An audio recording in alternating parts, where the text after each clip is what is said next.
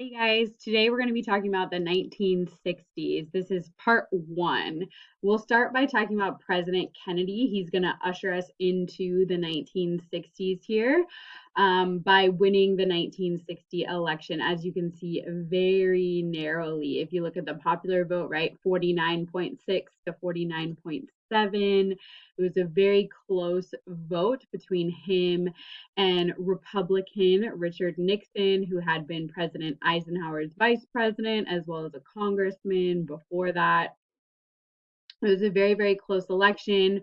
One thing that is credited with Kennedy kind of edging out Nixon is this. In 1960, Kennedy and Nixon appeared in the very first televised presidential debate. And Kennedy was widely considered to have performed very well. He looked very good on camera. He was very comfortable, where Nixon didn't appear as good. Apparently, he was sick at the time, but he didn't look as good on camera, and he wasn't as comfortable as Kennedy was, and so many people say that gave Kennedy the edge there, really showing the new power of television, this new technology.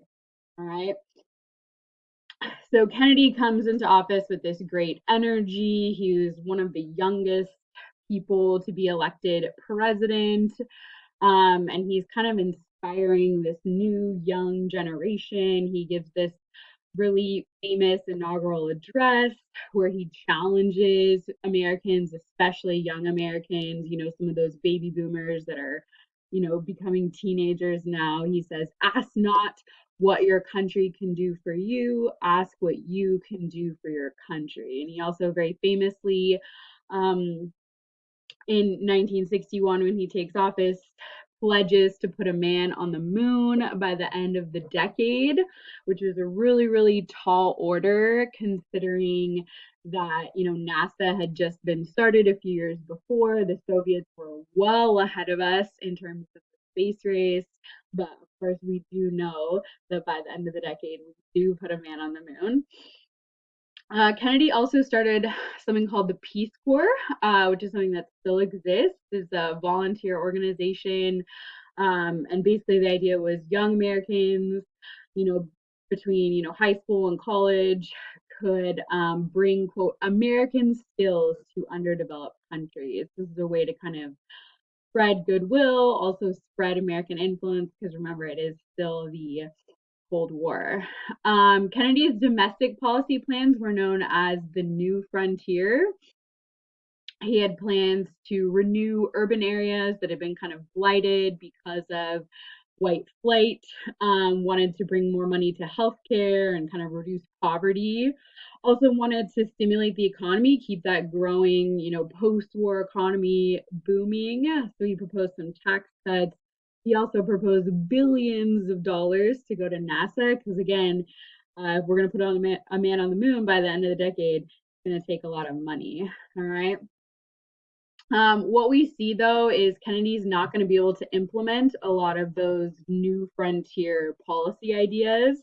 He does face some opposition in Congress, but mostly it's foreign policy issues that are going to really dominate Kennedy's time in office, which is, as we know, a short time in office, right? We have things like the Bay of Pigs invasion, the Berlin Wall crisis, and then especially the Cuban Missile Crisis, right? That was a huge moment, probably, the highest moment of tension in the Cold War, the height of the Cold War, the closest we ever got to nuclear war. That really took up a lot of Kennedy's time and attention.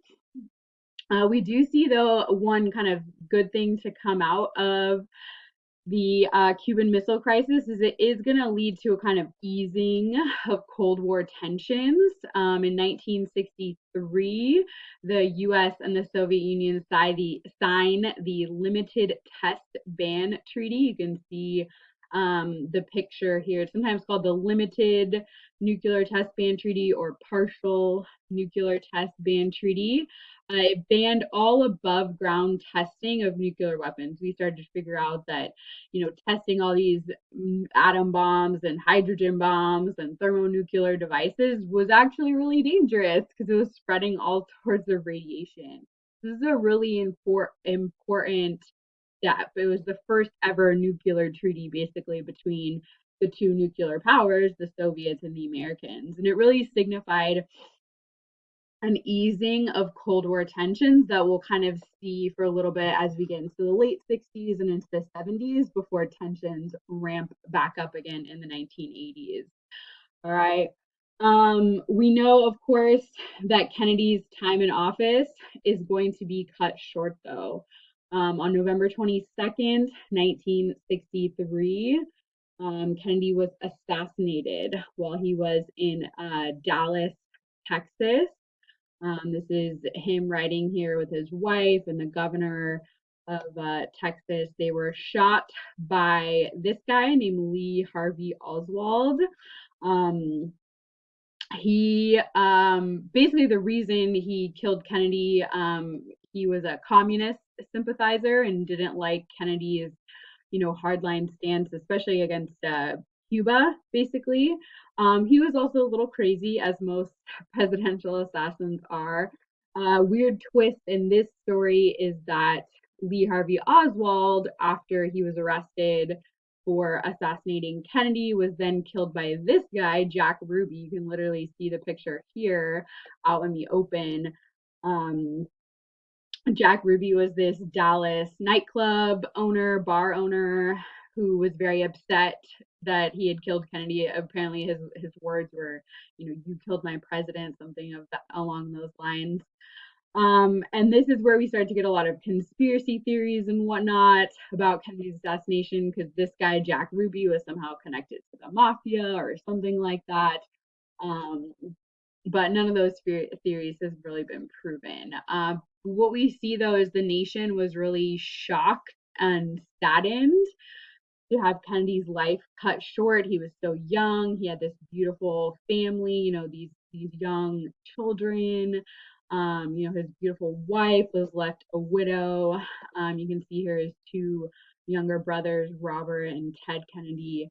It was just really devastating for the nation, and really signified kind of an end to the post-war optimism that we had been experiencing.